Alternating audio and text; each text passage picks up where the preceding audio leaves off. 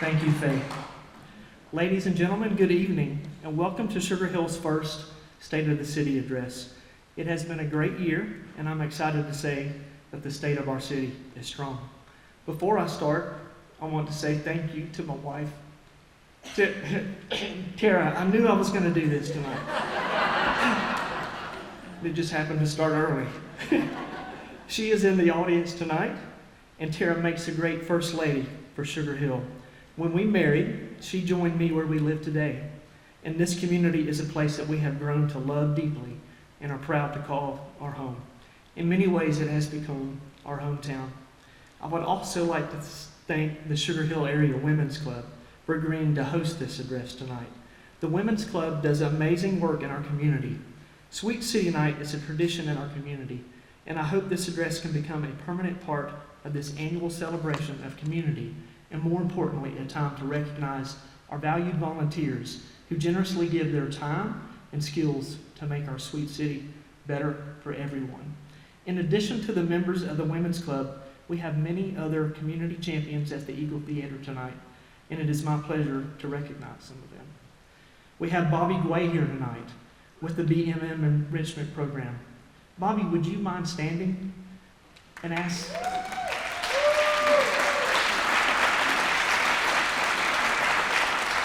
And I would also like to have his guests stand as well.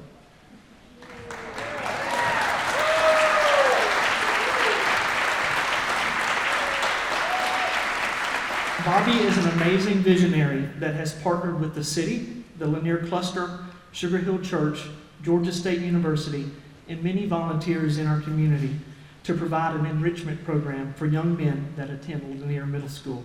These young men have been chosen because they exhibit leadership skills that will improve our community. I have gotten to know each one of these young men, and they are exceptional in many ways. Some of the young men are here tonight, and we all look forward to seeing them grow in their education and leadership skills. Pastor Bobby, thank you, and thank you to the young men over here. Pastor Mao and Laura Meneses with Sugar Hill Espanol are also here. I missed these pictures, I apologize. Here's some pictures of the young men on one of our Saturday events.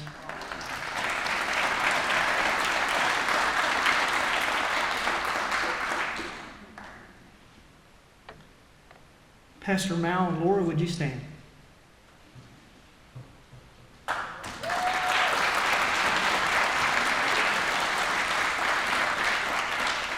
This husband and wife team has taken what started as a small church and turned it into something big. Together and with their team, they have made connections with the Latino community in Sugar Hill that are deep and meaningful. The Latino community now represents more than 30% of Sugar Hill. I am proud of and thankful for the way that Mao and Laura have highlighted the importance of diversity to our community. If you have not been to one of their services, I would encourage you to do so. You will feel the deep love that the congregation has for Sugar Hill and all its residents. Here is a slide from one of their great events. They do a back-to-school event each year, and as you can see, the turnout from the community is absolutely amazing.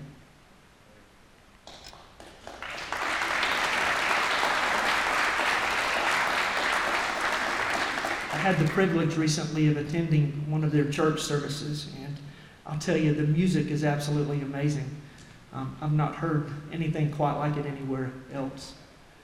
And then afterwards, if you happen to be there on the night that they do baptisms, I would encourage you to stay around, because when they finish those baptisms, they do an open call for people that want to come up and be baptized. And let me tell you something. If you go to one of their services, your mind and your heart are going to be completely blown. The things that they are doing in our community with the Latino community is just absolutely amazing. Thank you, Pastor Mao and Laura.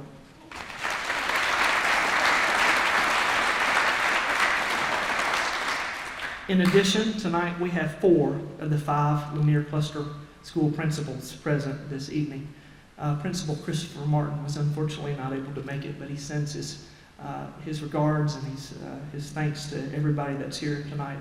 Principal Stacy Pickett from White Oak Elementary School, Principal Kelly Scarborough from Sycamore Elementary School, Principal Nick Boyers from Sugar Hill Elementary School, and Principal Rice Fulcher from Lanier Middle School. Would y'all mind standing?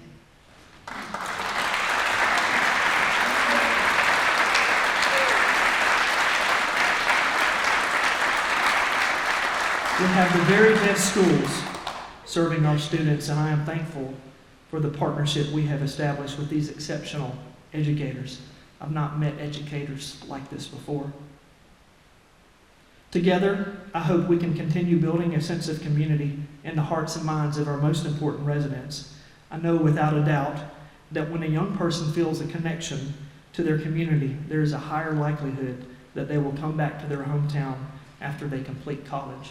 And I think together that we're working to make that a possibility for our community.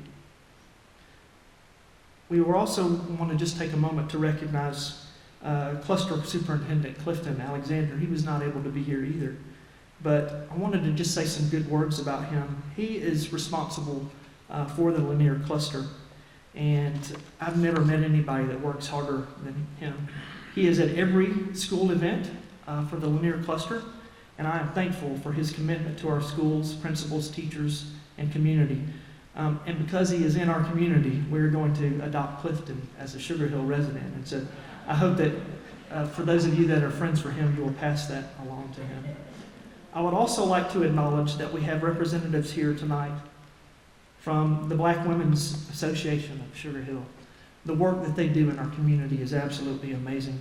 One of my favorite events every year is the Juneteenth celebration. And this year we were able to partner with them and be a direct partner on the event. And as you can see from that slide, there was just an amazing turnout. These ladies do an amazing job at bringing our community together.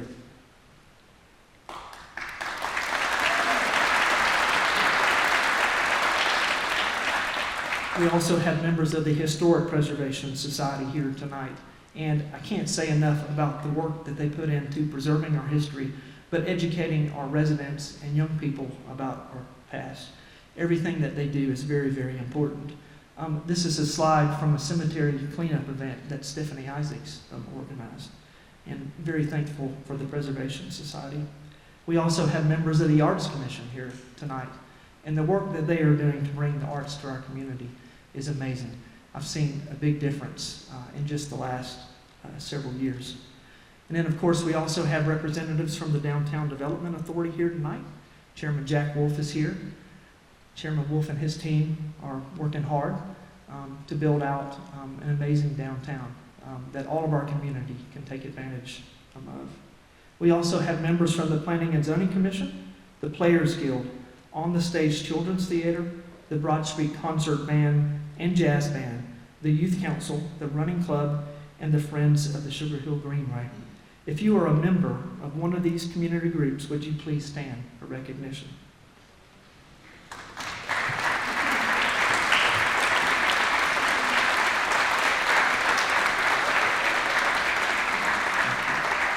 The projects that each of you has led and the improvements that you have made to our community have forever changed Sugar Hill. And thank you again. Our community would not be what it is today without the help of these individuals and community groups. All work quietly and without fanfare to make our lives richer. In the audience today, we are also joined by a dear friend, Representative Matt Reeves. He is an important part of our elected official team and represents Sugar Hill at the state capitol in Atlanta. Representative Reeves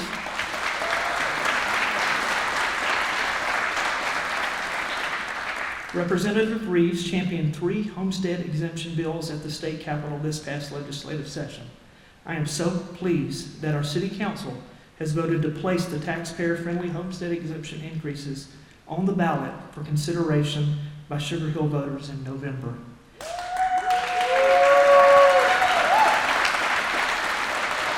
The first property tax relief to Sugar Hill residents in some 30 years. Representative Reeves, would you please stand again?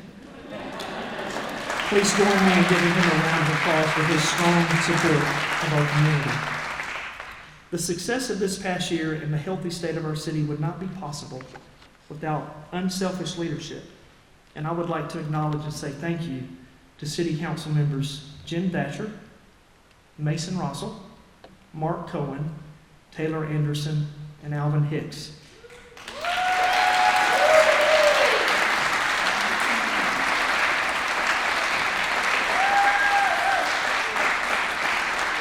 Each member brings a unique voice to City Council, and I can tell you without hesitation that they all love Sugar Hill and work every day to make our city better. Together, they make up a strong team that I am proud to know, serve with, and call my friends. Team Sugar Hill, would you all stand so we can give you a round of applause?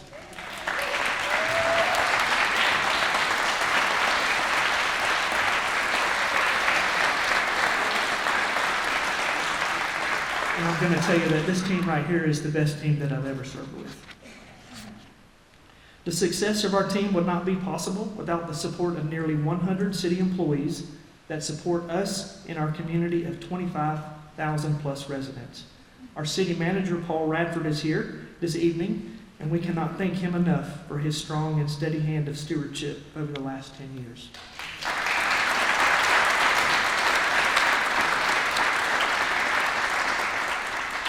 Our city clerk, Jane Whittington, is also here this evening, and we cannot thank her enough for her many years of service to our entire community. Paul and Jane, would you stand so we can recognize both of you?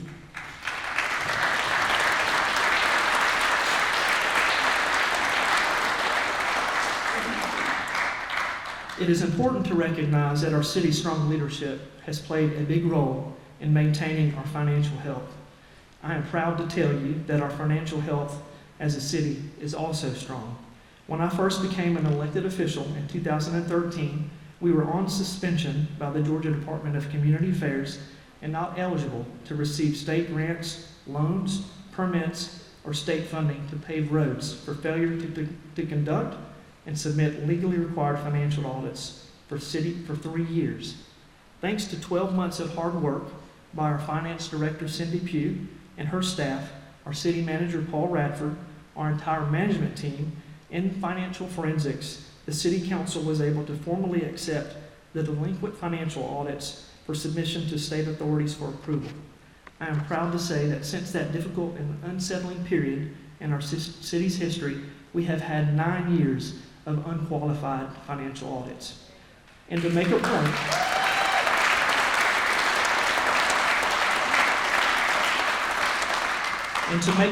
in the financial world, an unqualified audit is a great thing because the auditor is stating that they have reviewed and analyzed the books of account of the city and can say without qualification that they are accurate, sound, and meet all legally required standards. As a city, we now have a AA plus bond rating, as assigned by one of the most respected credit rating firms in the country. This rating was earned from Standard & Poor's after months of work by city staff to document all financial policies governing city finances and years of strong financial audits. A credit rating of this nature is essential for any governmental entity that issues debt, such as revenue bonds. It is the second highest rating in S&P's credit rating system, which ranges from AAA to D. A AA plus rating means that Sugar Hill has a strong capacity to meet its financial needs. At the end of 2023, the city anticipates having $32 million cash on hand, $10 million in unrestricted reserves, and approximately $300 million in capital assets.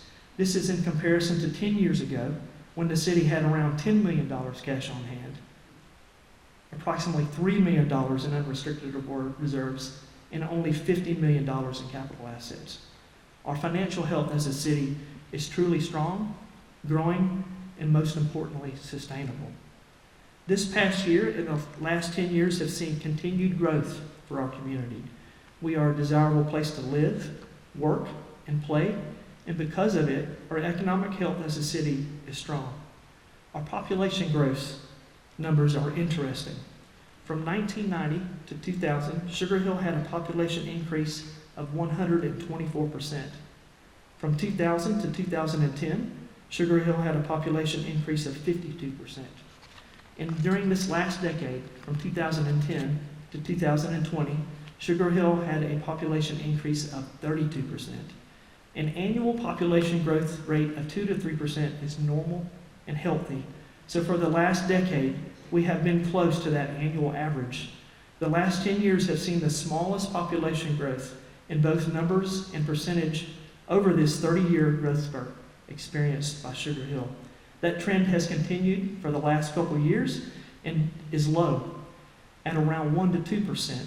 The bottom line, this mayor and city council team and the previous mayor and city council led by former Mayor Steve Edwards have done a great job of managing the growth set in motion back in the 1990s and 2000s and concentrated most of that growth in our evolving, vibrant, and award-winning downtown, avoiding the sprawl of car-centric development policies.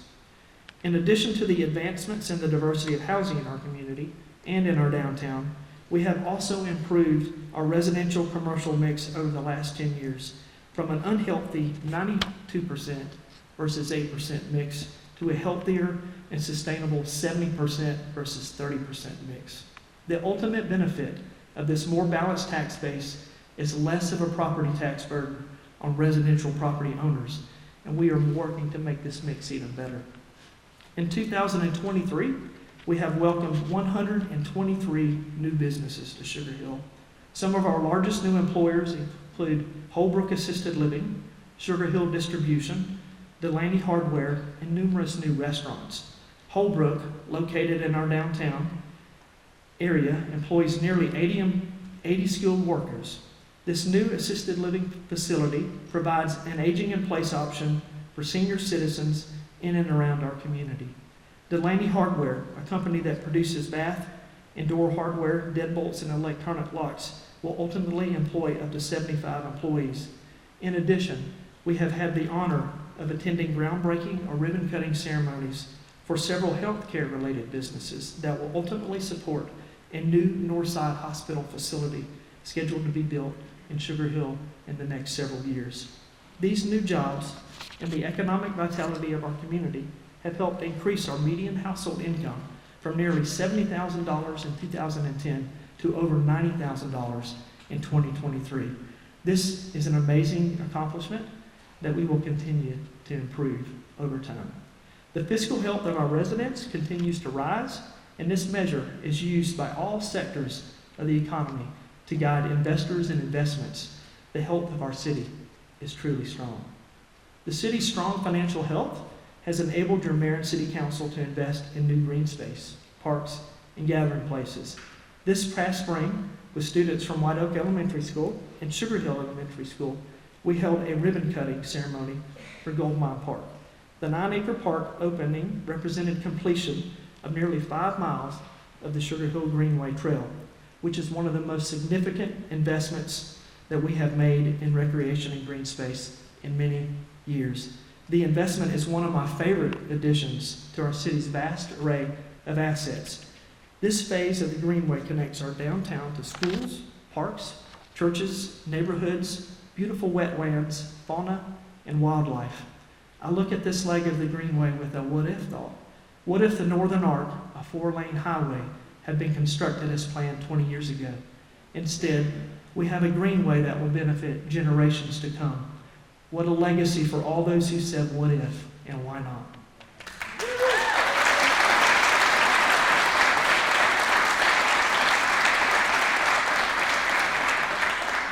We look forward to future phases that will further enhance the walkable community that our residents have encouraged us to build. In November, Ridge Lake Park, a new 22-acre park, will come online, and we're all very excited about that. One of our first priorities as a new mayor and city council team was to ask city staff to begin a parks, recreation, and green space master plan, and I'm excited to let you know that we will be unveiling that master plan very soon. Through our initial public survey and planning efforts, we have discovered that there are now over 230 acres of designated green space within our city limits. Sugar Hill residents also have access to over 900 acres of designated green space in proximity, just outside our city limits. The numbers of actively engaged residents and visitors are even more impressive. The E-Center Gymnasium free to all residents and natural gas customers, has over 19,600 individual members. We have a population of only 25,000. I think this was a good investment for our community.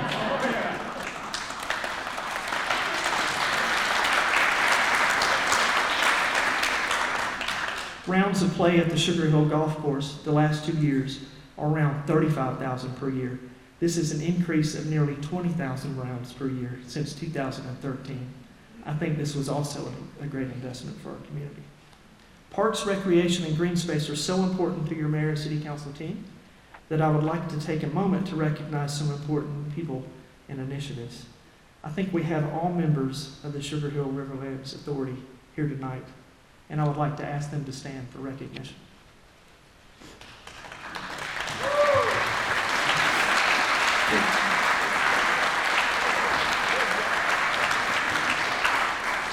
This past year, the city created a new authority tasked with the responsibility of preserving and programming the nearly 160 acres of city-owned land that we have near the Chattahoochee River. The members of this authority are also working hard to connect with other stakeholders, like the National Park Service, for the purpose of increasing awareness about and public access to these amazing outdoor resources that form our western border as a community. Sugar Hill residents have access to some of the best hiking, fishing, kayaking, and bird watching opportunities in Metro Atlanta, and it is past time that we highlighted the importance of our Riverlands area. Thank y'all for the important role that you're going to play.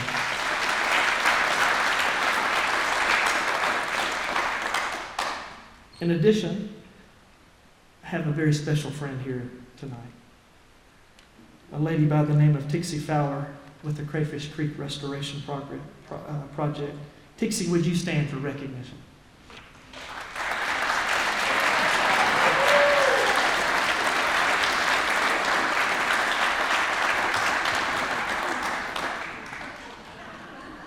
That's Tixie with Sherry Ema, by the way. Crayfish Creek is a special place, and Tixie is a very exceptional person. The project, this is one of my favorite projects. The project, if you have not heard of it, is a unique partnership between many different groups, including the city, the National Park Service, Trout Unlimited, and many other conservation-minded groups. Together, these groups have restored a tributary of the Chattahoochee River that is in Sugar Hill. Crayfish Creek has been designated as an impaired waterway because of damage caused by stormwater runoff and releases from Buford Dam. Tixie, an educator by heart, has turned Crayfish Creek into an outdoor classroom and hosted students from White Oak Elementary School, as well as teachers from all over Gwinnett County. She has single-handedly changed the hearts and minds of our community about the importance of conservation of bodies of water like Crayfish Creek in the Chattahoochee River. And I can't thank Tixie enough.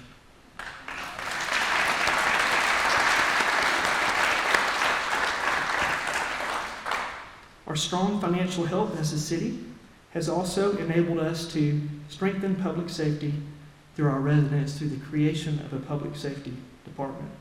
We now have a team of 7 post-certified public professionals and a friendly therapy dog named Sanford.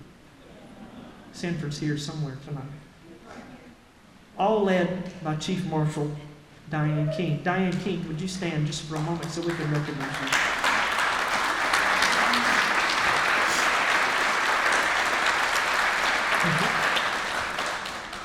The department's mission is community policing, which focuses on developing a partnership between the Marshal's office and the community, where problems are identified and hopefully prevented before they ever occur.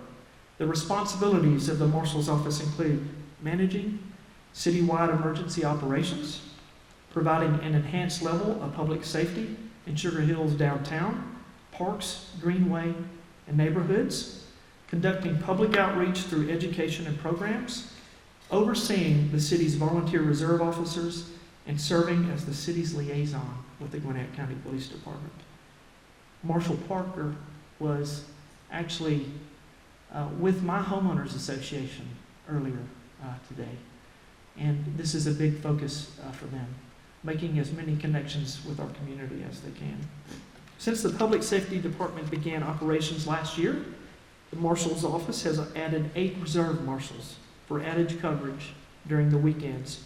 Reserve marshals are post-certified and volunteer at least 10 hours a month to serve our community. A team of this size has helped us do, on average, an amazing 800-plus monthly patrols and supplement the Gwinnett County Police Department in overnight patrols. Having a public safety department has strengthened public safety for our residents and improved communication with the Gwinnett County Police Department. One of my favorite moments involving the Marshal's Office actually happened this week when children from Sugar Hill Elementary School were given an escort by our Marshal's Office as they walked from Sugar Hill Elementary School to City Hall for a field trip. This is what strong community policing is all about. A look at the successes of this past year is only part of the story that I want to share tonight. We must also be focused on the future. And through our comprehensive plan update, led by Planning Director Kaipo Awana and his team, Kaipo is here tonight, called Envision 100, we are identifying some future opportunities, not challenges for our community. The first opportunity is workforce housing. We must make it a priority to increase the availability of affordable single-family detached homes for our workforce, which include police officers, firefighters, teachers, city employees, and many other professionals that should have a place to live in our community. To live and build wealth in the community where they serve. As a team, we are working on solutions that we will bring forward very soon. This will require some more difficult decisions about density in our downtown, but we must do it for the future of Sugar Hill. The second opportunity involves expanding our housing options to allow our diverse community to age in place. As a point of knowledge, residents over 65 years of age doubled between 2010 and 2020. In the past year, we have already made progress in addressing this opportunity, and I continue to be amazed by the number of residents at Holbrook and Benton House Assisted Living that have family or friends ties to the Sugar Hill community. I can't tell you how valuable that is for our senior citizens. I also continue to be amazed by the number of older apartment dwellers that, for less maintenance, downsized from larger homes in our community so they could continue living in Sugar Hill. We may have an individual or two in our audience tonight that fall into that category. Equally monumental is the number of nurses, teachers, and other young professionals living in our new downtown housing. For the first time, we have college graduates coming to, and more importantly, to our community. In closing, I would like to provide each of you with a challenge. During the month of October, I'd like for all of you to regularly post something positive on social media about our community, using the hashtag #SugarHillStrong. Let others know that you stand strong. I'm honored to serve you in our sweet city as mayor. I stand before you today with immense pride and gratitude for the incredible journey we have embarked upon as a community. Our city has had a remarkable transformation over the last several years, and it is all thanks to the dedication, collaborative spirit of our residents, businesses, city staff, and city officials.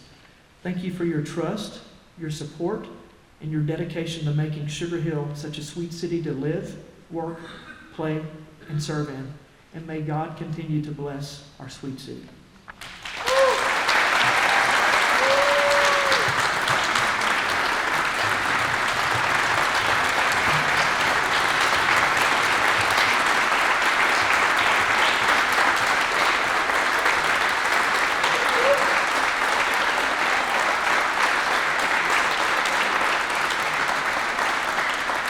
Thank you, Mayor Hembry.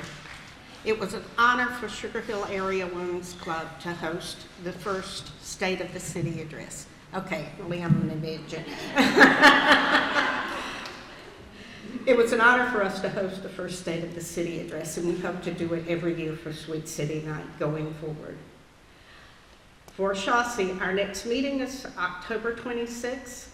The Holiday Mart will be coming up on December 9th, and we will be accepting vendors for the Holiday Mart in October. For more information on Sugar Hill Area Women's Club, email sugarhillareawomen'sclub@gmail.com or find us on Facebook or Instagram. Thank you for coming, and we'll see you at Sugar Rush.